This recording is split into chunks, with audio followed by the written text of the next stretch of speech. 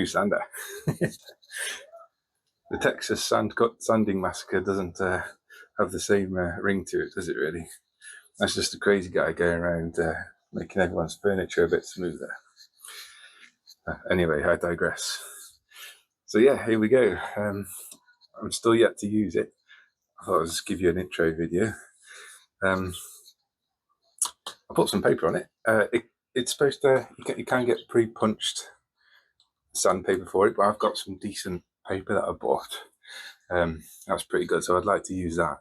And it comes with a little plastic device that I'll show you for punching the holes in. It's quite satisfying to use. Yeah, seems pretty good. Weighty. My dad's got an old Bosch one, probably about 30 years old or something like that. You know, it works good, but I can tell like the design changes. Like this got some sort of vacuum that takes the sawdust out and puts it in this little bag, which is pretty cool, I suppose. Keeps it out of the way, stops it from clogging up. We shall find out when we give it a test run. So yeah, just got the bookcase to do. I'll probably do that outside and time lapse it, but I'll get you in for a close shot. So here we go, close up. Yeah, it's not much to say really. The clips are pretty good. They sort of go over and they release the little bit that holds the little clip that holds the sandpaper. Like I say, it feels good quality, good build quality. This is the piece of paper that came with it. You see the holes, they line up with the holes in the pad on the sander. But I have this paper. I worked out the sand. It's called Fandelli. It seems pretty good. I've used some already just by hand though. I don't know if you've ever seen that. Well, I've used the cheaper paper where the sand just rubs away quicker than the sawdust. The wood dust does. So yeah, that's quite frustrating. But I've had good success with this. In fact, it tends to rip before the sand comes off, which is, I suppose, is a good thing. Yeah, so the only issue is it comes in sheets, and this sander is 1/3 of a standard sheet size. So by my calculations, that's 3 sheets per sander, which is quite good. You don't have any like weird little off-cut bits. So let's have a go at chopping some of that up. Very exciting, as you can tell. So, knifey, rulery. If I worked it out, it was 92mm on this one. So if we just do some quick measurements. Oh, this is the punch thing. I'll show you that being used in a second. So let's just do 92. I don't think it has to be too accurate.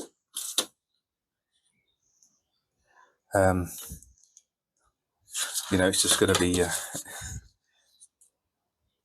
rubbing off some wood. I don't even need to mark either. Just use the pencil. This is the bit where you try your best not to chop the ends of your fingers off. I've got a guitar recital coming up. Let's see how close it is to the 92. 83. Oh, it's close. It would be 94, wouldn't it? So let's just do 92 again. But I think this will be okay. This is 120 grit. I've already chopped up some 220 as well, but we'll try this 120 first. Some of the bits of the wood on the shelf are got really rough bits on, so we'll start with this 120. I think it won't take much effort with this sander. I'm not doing it by hand anyway, so that makes life a lot easier. Okay, let's have a go at punching. I think you have to put the paper on the sander first for that to work. Let's get a good shot here. Right, so start with the bottom, as with most things in life. If I turn it over and do this, start with the back, I should say. See if we can get a good location. Should be long enough. Right, clamp that fella like that. And I found if you sort of lay it flat down and pull it back a bit, you get a good tight grab on it. I don't know how important that is, which we'll find out after a bit of use. And then you fold this fella up and stick him in. Make sure you get the right position. And then put the little clippy fella down. So there we go. Sandpaper installed. As you can see, there's no holes. That's where this guy comes in. I did make a little punch thing at work, just to get holes in, but I don't think this works quite well, so I don't think this is necessary. Maybe some particularly tough sandpaper, this might come in clutch, but we shall find out. Right, let's go. Ready for the satisfying moment. Ooh. Look at that. I could do that all day. So tricky, get the kind of grabs on because it's abrasive. There you go. That's sandpaper installed. I can't wait to put the next bit on. I suppose you could pre-punch a load of sandpaper, but you know, you want to spread the joy out a little bit, don't you? Really.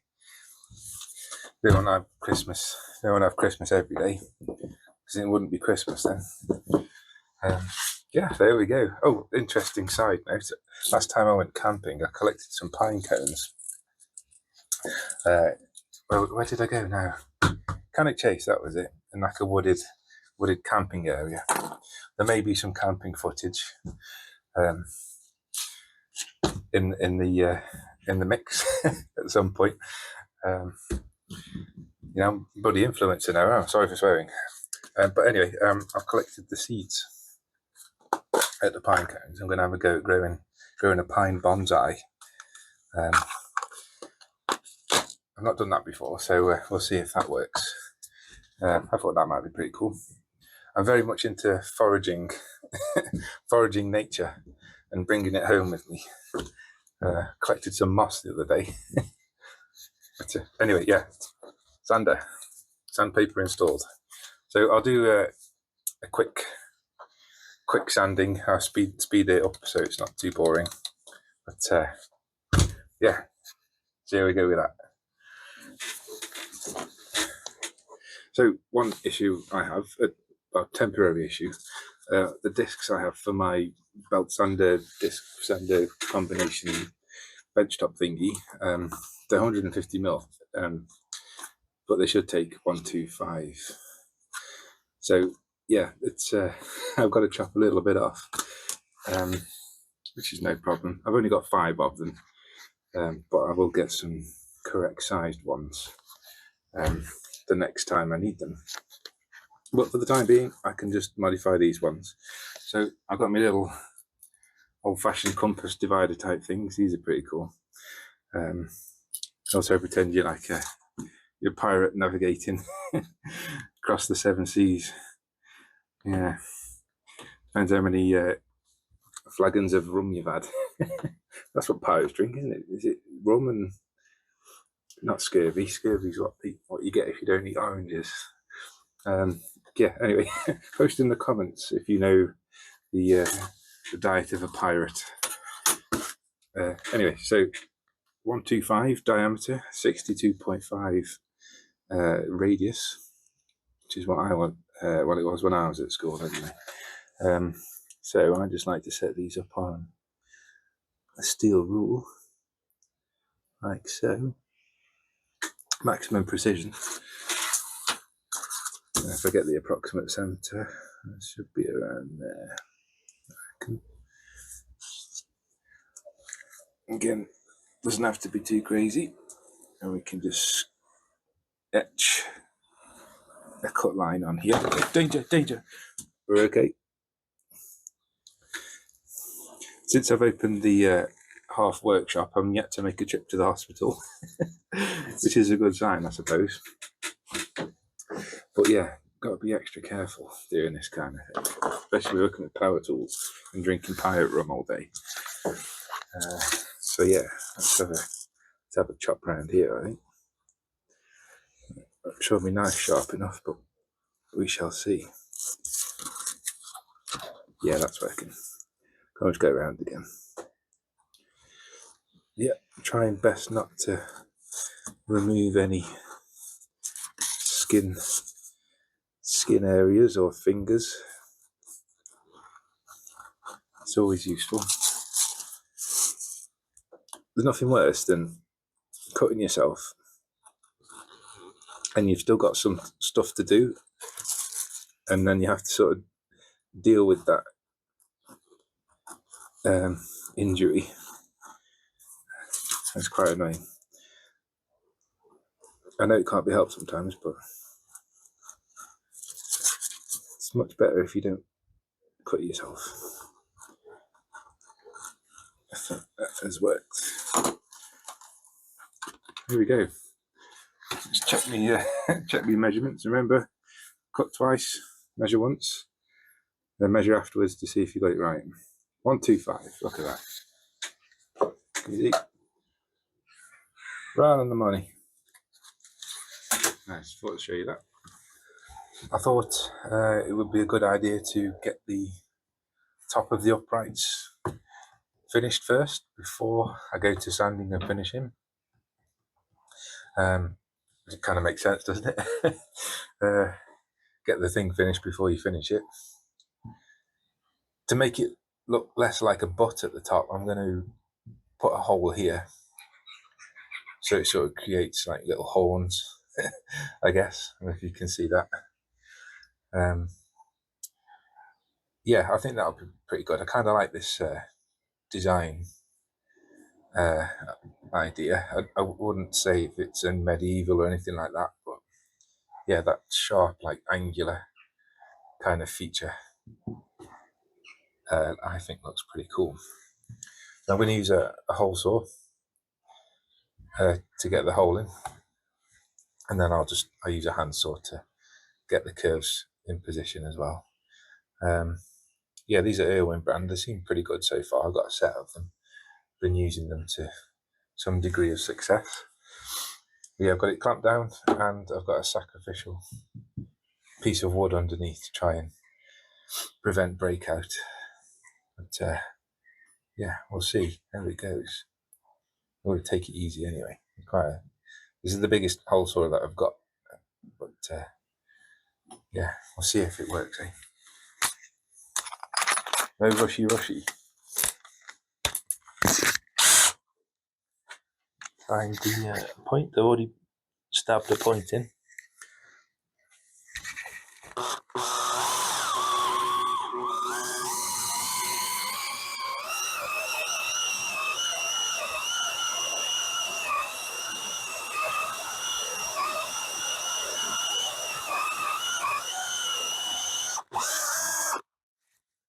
Great success. Yeah, I think that worked.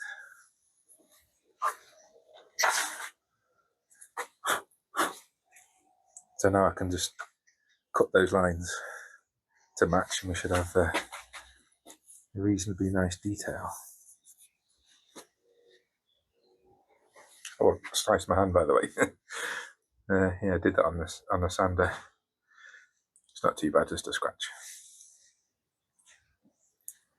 Okay, so sawing. I'm going to use my coping saw for this. This is about the only tool I've got that will do the job, I think. I suppose a jigsaw might work. I guess that's just the modern equivalent of one of these fellas. Once you get used to the action and how to use this effectively, it's cuts quite quickly, and accurately if you do it properly. So I've done a bit of work with it so far, just test cuts and that, and I'll show you what I did actually.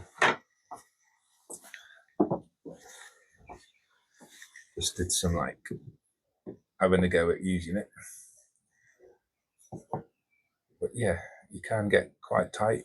You have to do change of attack to get tight in the corners and that, but I'd like to do some more woodworking with this kind of design. I think it looks pretty cool. Right. Anyway, let's have a go at this. This is definitely a sitting down job. Got the trusty stool on the go. Okay. So I'm going to stay away from the line, and then I'll finish up with the sander.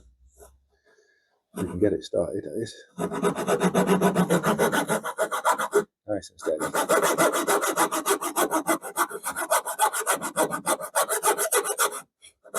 Problem is, with this thing, you have to keep blowing the sawdust away to see the line. This is okay. We could do like a little mini fan here. Just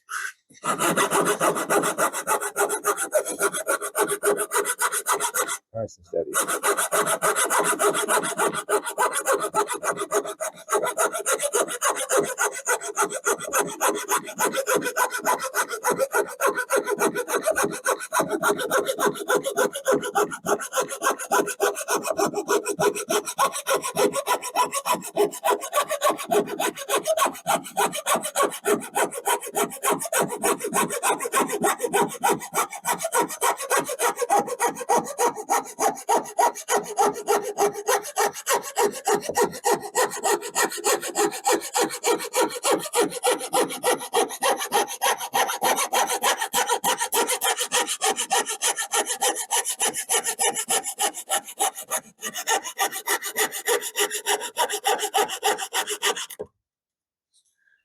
There we go. Piece number one. Straight into number two. Reposition my butt. Okay. It probably would be easy to turn it over, but I don't have the marking on the other side. You should do it.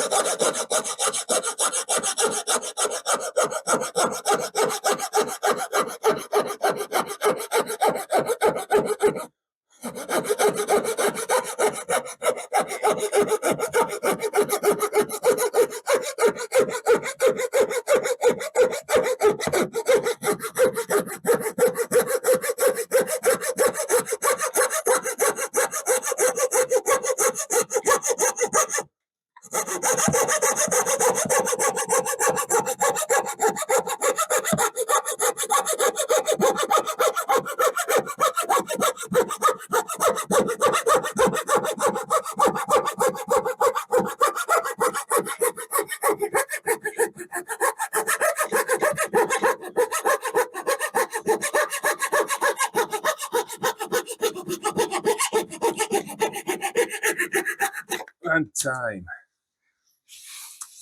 Yeah, so you can see how effective these things are. So I've left it a bit far away from the line. I can just get the sander on that. Yeah.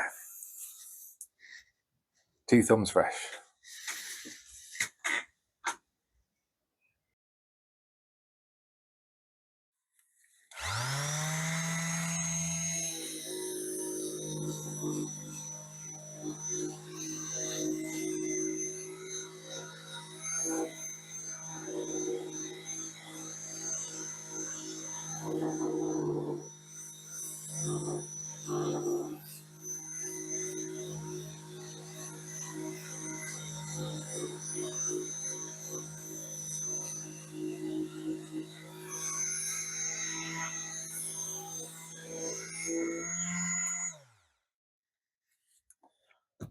Yeah, I think that works all right. Yeah, it doesn't have to be too accurate. Making excuses day before. Oh, that's cool. The rustic appearance. Great. Right, I can mark this onto the next one now, and it should be an exact copy. I won't show you, I won't bore you with the details on that one. I'll just, I'll do it off camera. And then we can look at sanding the whole thing, and the shelves as well. Okay, let's have a go at doing the whole thing. I'll do this end and then I'll flip it around. So try and keep everything in shot. Yeah, let's see how she goes. I'll speed you up as well, so it's not too dull. There's a particularly rough bit here. If you can see. I'll just go over it lightly with this. I'm using 120 grit first to start with, and I'll probably just finish it by hand with a finer grit, just a quick once over. But yeah, this bit's a bit of a rough area, but we'll see what it comes out like at the 120. All right, let's give it a go.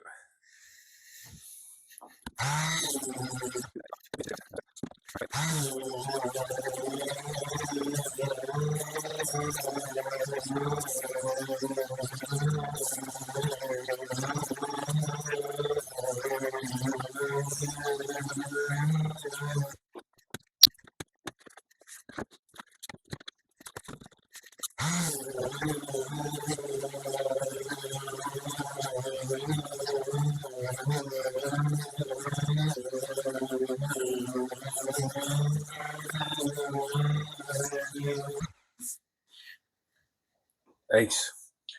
I think that looks pretty cool. Let's give it a wipey, and I'll show you the difference between the two. So you saw me like focusing on some areas. That was me trying to get rid of all my pencil markings. I was a bit concerned about whether they'd come out or not, but they did. There's like a little chip there. Oh, do not do about that. I'll deal with it in a bit. But that 120 grit feels really nice. Let's just have a look at this. What I'll do, I'll put the other one, the unsanded version, down. We can see the difference. Yeah. Let's have a look at this. Sander cable's in the way. Don't know how well that shows up on the camera. You can see a bit of a colour difference. Well, it's definitely a lot smoother and there's no pencil marks on. But yeah, that's pretty cool. Yeah, it's amazing how different the colour is. I don't know if it's because whether it's tarnished or this is just general weathering on the wood. But yeah, it's definitely taken those imperfections out. Like this was that problem area where it was all, the grain was really raised and pronounced. So that looks a lot better. Yeah, I'm happy with that. I'll do the other side. I'll probably do a couple of shelves as well. All right.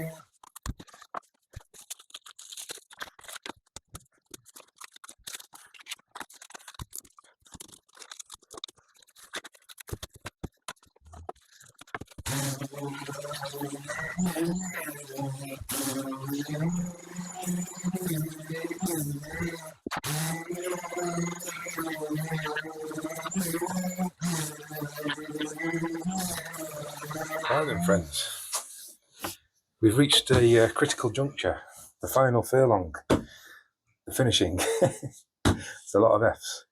Well, 3 to be exact, which isn't that many. Anyway, so yeah, I'm going to go with boiled linseed oil, I think. I think this looks pretty good on pine. It's gives it that nice golden hue. I'll show you on the Timmy. On Timmy's handle, I used the boiled linseed oil, and on the head as well. I think that looks pretty cool. Yeah, so I'm gonna go with that, I think, for this bookcase. I'm going to use the make as much mess as possible method. That's worked well for me in the past, so we shall continue doing so. I'm just going to blast through it as well. I won't do any talking, I'll bore you enough already. So I'm just going to speed it up, and the next time you see it, it should all be assembled and in place in my living room, and we'll get you a close-up shot on that. Hopefully some books on it as well. Okay, let's get to it.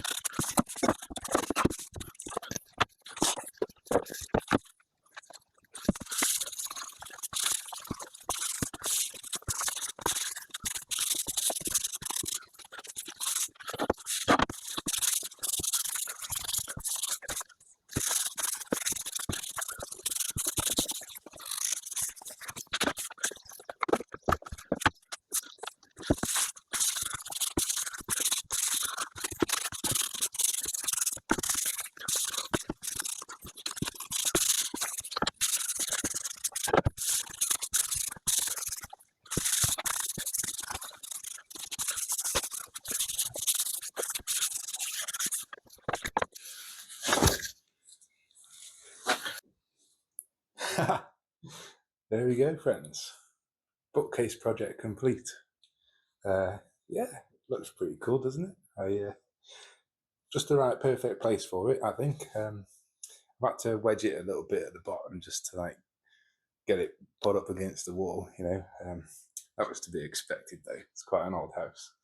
But yeah, I'm happy with that. Just a bit of space now, fill it up, probably put some CDs on there as well. But, you know, got lots of stuff to fill it with. But yeah, I'm really happy with that one. Sorry you missed half of it. I'll make sure you don't miss any of the next projects. We've got quite a few in the pipeline. Very exciting. So awesome. We'll celebrate this one with a nice kind of Necco. Cheers, friends. And I'll catch you on the next one. I thought I'd hold the microphone like I pretend to be a giant reporter. Anyway, yeah. Catch you later.